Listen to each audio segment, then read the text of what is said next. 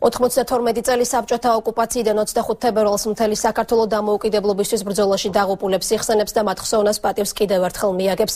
იუნკერთა მემორიალის გვირგვინით შემკობა ფოტო გამოფენა, ასევე თეატრალიზებული აქციები. დღეს ქვეყნის მასშტაბით სხვადასხვა სახის ოფიციალური ღონისძიება მოეწყო. 25 თებერვალს ქვეყნის მთელ ტერიტორიაზე სახელმწიფო დროშებიაშვება და წუთიერი დუმილი ცხადდება. 1921 წლის 25 თებერვალს საბჭოთა რუსეთის მე-11 წითელი არმია თბილისში უბრძოლოდ შემოიჭრა, დაიკავა საქართველოს დედაქალაქი და საბჭოთა ხელისუფლება გამოაცხადა. ქვეყანამ სუვერენიტეტი დაკარგა. რუსეთის საოკუპაციო ჯარებთან უთანასწორო ბრძოლაში გმირულად დაიღუპნენ ახალგაზრდა იუნკერები. მაშინდელმა მთავრობამ შეძლო მხოლოდ დაახლოებით 15-20,000-მდე ჯარის შეკრება. მაშინ როცა რუსეთის მე-11 არმია დაახლოებით 40,000-მდე კაცი თვლიდა და მცირერიცხოვანმა ჯარმა ვერ გაუძლო რუსეთის ჯარის შეტევებს. პრემიერ-მინისტრმა პარლამენტის თავმჯდომარესა და მთავრობის წარმომადგენლებთან ერთად ახალგაზრდა იუნკერთა ხსოვნას პატივი მიაგო და მემორიალი გვირგვინით შეამკო.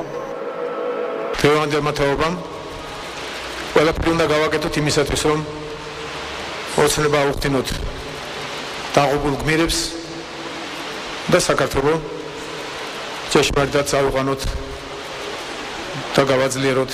ჩვენ უნდა გავათავისუფლოთ საქართველო ოკუპანტებისგან.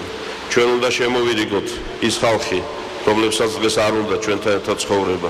ჩვენ უნდა განვამტკიცოთ ქვეყნის სუვერენიტეტი. იუნკერთა თავგანწირული ბრძოლა ეს არის მაგალითი. ეს არის სიმბოლო უმნიშვნელობის, ეს არის ნიმუში სამშობლოს სიყვარულის. ოკუპაციის დღესთან დაკავშირებით გამართული ფოტო გამოფენა დაათვალიერა საქართველოს პრეზიდენტმა მიხეილ სააკაშვილმა. არ უნდა მიცოთ ჩანს, რომ იმის გამო საარჩევნო კამპანიაში ჩადეს ფული და ამის რაც მოყვება მიაღწიოს საარჩევნო უკანა კარებიდან შემოვიდნენ ჩვენი თავისუფლების ცის გამოსათქად. ეგარი ეხლა მთავარი. იუნკერთა ხსოვნა შეერაღებული ძალების გაერთიანებული შტაბის მაღალჩინოსნებთან ერთად კოჯერში პატივი მიაგო თავდაცვის მინისტრმა ირაკლი ალასანიამ. თავდაცვის მინისტრი თბილისის სახელმწიფო უნივერსიტეტის სტუდენტებსა და ეროვნული თავდაცვის აკადემიის კურსანტებსაც შეხვდა.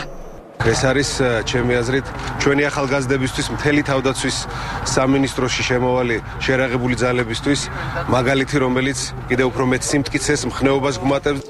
ოკუპაციის დღესთან დაკავშირებით დღეს თბილისში რამდენიმე თეატრალიზებული აქცია გაიმართა.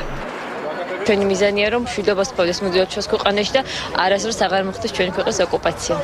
2010 წელს საქართველოს მე-7 მოწვევის პარლამენტმა 25 თებერვალი ოკუპაციის, ხოლო 23 აგვისტო ტოტალიტარული რეჟიმის მსხვერპლთა ხსოვნის დღედ გამოაცხადა.